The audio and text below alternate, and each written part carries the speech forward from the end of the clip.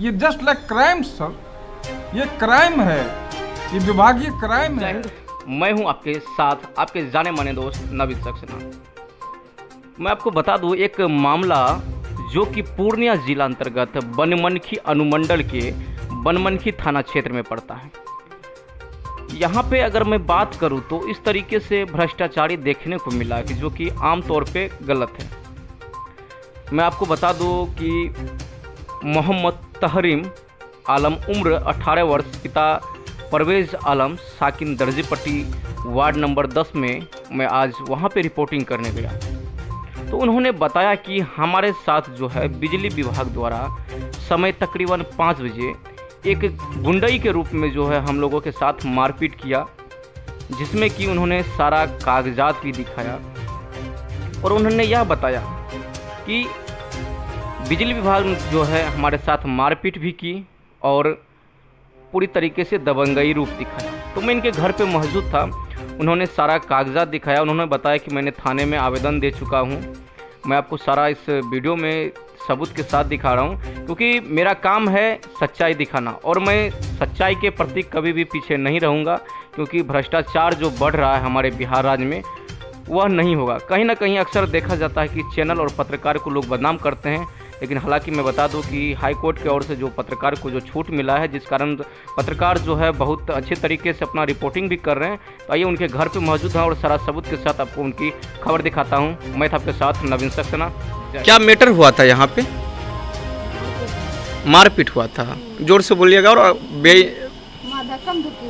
कौन धक्कम धुक्की किया था? बिजली विभाग से। क्या रीजन था? बिजली के मैटर में तार आकर के तोड़ा, अपने से जोड़ा।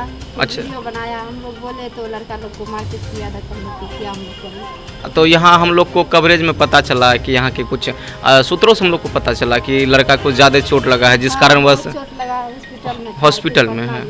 अच्छा, क्या परिचय हुआ आपका? अपना नाम बताइए। रूबी खातून, वार्ड नंबर 10 दर्जीपट्टी। क्या मैटर हुआ था बाबू? अच्छा, मारपीट करने लगा।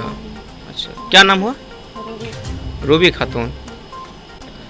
क्या मैटर हुआ था यहाँ पे? हम लोग को पता चला कि हम आए ना उधर से तो देखे यहाँ पर वीडियो बना रहे थे लोग, बिजली विभाग वाला। तो हम बोले कि काहे इतना आप लोग ये कर रहे हैं? तो बोला कि हाँ, जो हर जगह तार कहाँ गया है, तो बिजली है तो हर जगह तार जा सकता है रूम में।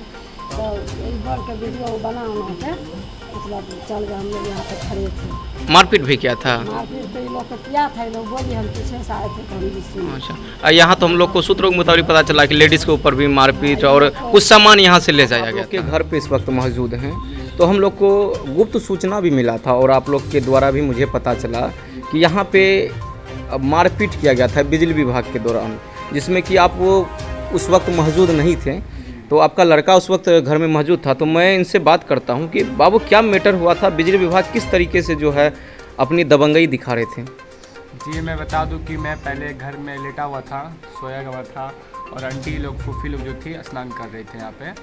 तो अचानक गेट तो लॉक था, तो अचानक आवाज़ आया कि गेट में धक्का देने का। तो वो लकड़ी वाला गेट है तो खुल गया वो, तो अचानक से घुसा। तो फिर हम जैसे जग के देखे तो उतना में वो लोग तार कनेक्ट हुआ, कट के तार कनेक्शन कर। लगभग कितना टाइम होता होगा? समय तो हम सो के जगह तो 4:30 से 5 बज रहा होगा शाम में। हाँ, इसी समय लगभग 4:30 से 5 बज रहा होगा। इसी टाइम को देख नहीं पाया ठीक से। तार कनेक्शन करने लगा तो हम भी जग के बाहर आए, ना में देखे तो उसको मेरी फूफी लोग निकल गई, तो उसको बोली कि क्या कर रहे हैं आप लोग? तो उतना में कनेक्शन कर दिया, 2-3 ज़्यादा टाइम भी नहीं लगा, उसको तुरंत कनेक्शन कर दिया। कौन मिस्त्री को लेके आया था। उसके बाद जो आया फिर फूफी लोग उसको मना की कि क्या कर रहे हैं आप लोग, ऐसे काहे कर रहे हैं, अवैध काम कर रहे हैं, तो तार जोड़ रहे हैं। कहता ज़्यादा बोलोगे तो तुम लोग सब जेल चल जाओगे, सीधे बोलता है, ज़्यादा बोलोगे तो सब जेल चल जाओगे। उतना में मेरे भैया आ गए तो फिर उतना में फिर भी मेरी फूफी बोली उसको काहे आप लोग ऐसे कर रहे हैं, तो उसको फूफी को धक्का दे दिया। तो फिर भैया आए, भैया बोले लेडीज़ पे हाथ उठाते हैं, निकलिए बाहर यहाँ से आप लोग। तो मेरे भैया को कहा क्या इस हीरो को भी मारो। फिर उसके साथ जो 3 लड़का आया था उसको पकड़ के मारना पीटने लगा।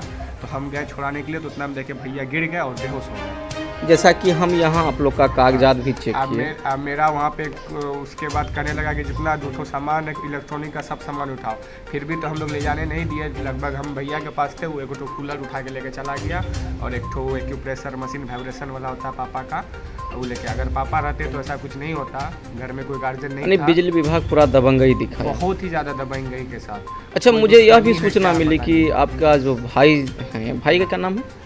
तवाब आलम। तो मुझे सूचना भी मिली है कि उनके साथ काफ़ी मारपीट भी किया गया, जो बहुत कि ज़्यादा अभी मारपीट हॉस्पिटल किया हुआ। में फिर है। उसको लेके हम लोग उसी रात में चले गए डॉक्टर एम रहमान के पास, तो वहाँ पूरी रात इलाज हुई, तो वो रेफ़र कर दिए सरकारी हॉस्पिटल में बनमनखी में। फिर वहाँ से जब वहाँ दिखाया तो बोले नाजुक स्थिति है, इसको फिर पटना GMS में रेफ़र कर दिए। लेकिन हम लोग देखे कि जैसे जैसे डॉक्टर रेफ़र कर रहे उससे अच्छा भैया को अंकल के साथ उसको पटना भेज दिया। अभी भी पटना में रहेगा। अच्छा, क्या परिचय हुआ आपका? मेरा नाम मोहम्मद तहरीम आलम, पिता सन ऑफ पटेल। जैसा कि आप यहाँ के गार्जियन हैं इस घर के, सारा मैंने आपका कागजात देखा कि कहाँ कहाँ आपने शिकायत दर्ज की है। तो जब आप घर आए तो आपको किस तरीके से मालूम हुआ और कहाँ कहाँ आप शिकायत किए हैं जो अब तक कोई रिजल्ट नहीं आ रहा?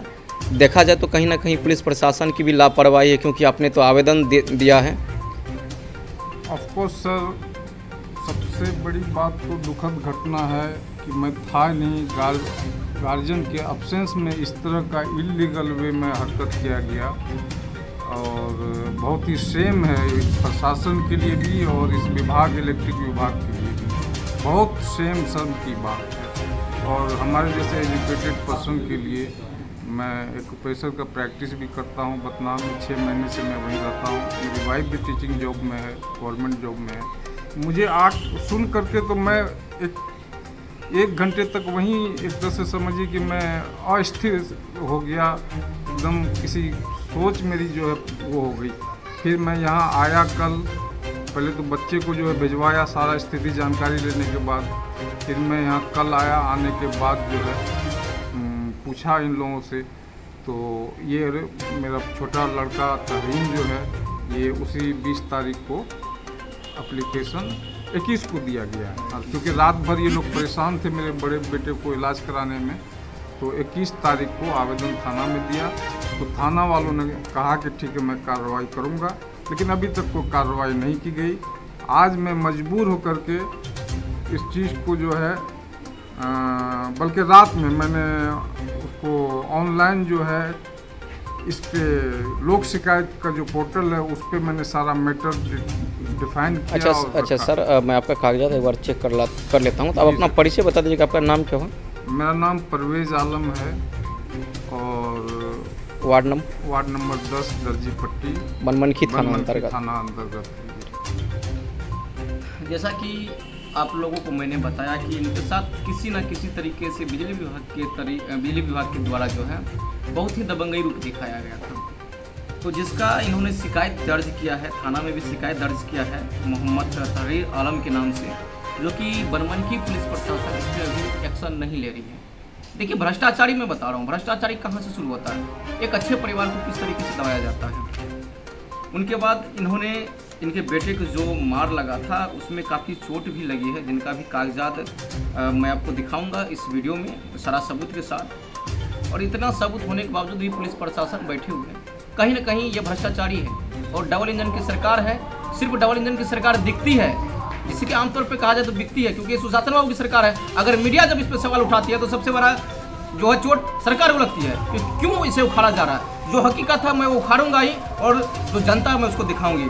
उसके बाद इन्होंने तीसरा आवेदन भी किया है। मैं आपको बता दूं, इन्होंने डॉक्टर के पास भी अपने लड़के को दिखाया है, और इन्होंने लास्ट में जो है सबों के पास, यानी कि लोक शिकायत में भी इन्होंने अपना शिकायत दर्ज किया गया, लेकिन अब तक कहीं से कुछ रिपोर्ट नहीं मिल रहा है। इसमें देखा जाए तो कहीं ना कहीं सरकार की ही सबसे बड़ी लापरवाही। मुझे यह बताइए कि आपके साथ जो ये दर्दनाक घटना हुई, जो कि दबंगई रूप दिखाया गया था बिजली विभाग से, तो इसको लेकर आप कहाँ कहाँ शिकायत दर्ज किए हैं?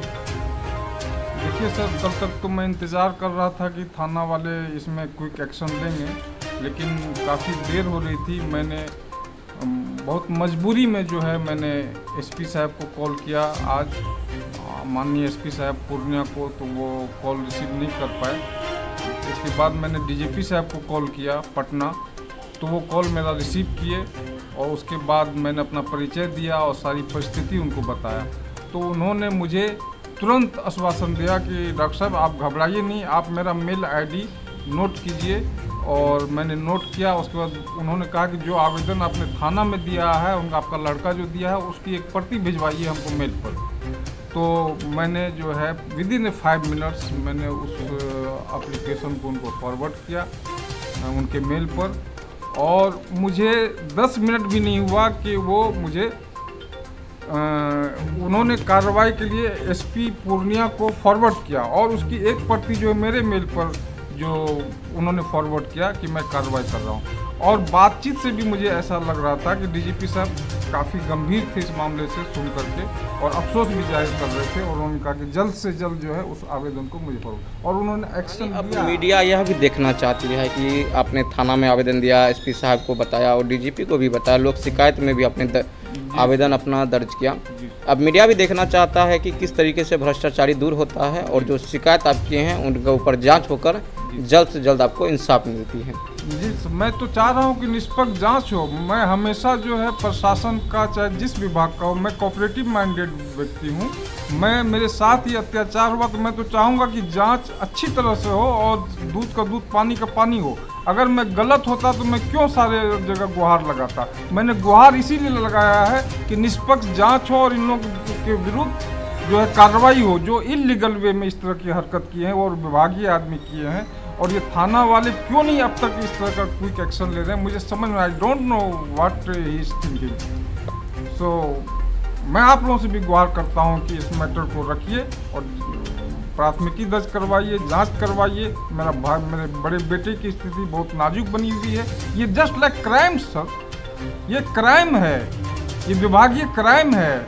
ये तो सरकार की पूरी विफलता है इसमें कि कैसे लोगों को पदस्थापित किए हुए हैं। मैं डीजीपी साहब का जरूर वो देता हूं कि उन्होंने एक्शन लिया, मेरी बात को गंभीरता से सुना, लेकिन बट अदर पर्सन, अदर विभागीय लोग जो है ये इस चीज़ को इग्नोर करके चल रहे हैं। मैं तो सोच में और गंभीर में पड़ा हुआ हूँ, गंभीरता में कि ये क्या हो रहा है। हमारे जैसे लोगों को, एजुकेटेड पर्सन लोगों को इस तरह से परेशान किया जा रहा है। राजस्व की पूर्ति ये नहीं करते, ये लोग चोरी करवाते हैं बिजली का हर जगह, और राजस्व की पूर्ति दिखाने के लिए ये सिर्फ फाइन का रुपया जमा करके फाइन करते हैं लोगों पे, कुछ लोगों पे महीने में 2-4 लोगों पे, और फाइन के रुपया से राजस्व दिखा देते हैं। लेकिन अगर इसकी पूरी जांच की जाए तो पता चल जाएगा कि असली बिजली बिल और रीडिंग के हिसाब से कोई पूर्ति नहीं कर पाते हैं। ये सिर्फ जो है फाइन करके राजस्व की पूर्ति दिखाते हैं। अच्छे अच्छे लोगों को जो है जेब से पैसा लग जाता है, और गलत लोग को ये कोऑपरेट करते हैं, मदद करते हैं बैक साइड से। मैं भी सरकार से यही गुहार लगाना चाहूँगी कि जल्द से जल्द इस मामले का निष्पक्ष जांच हो और जो गलत कर रहे हैं उनके ऊपर कानूनी कार्रवाई की जाए। बहुत बहुत धन्यवाद आपको। Thank you.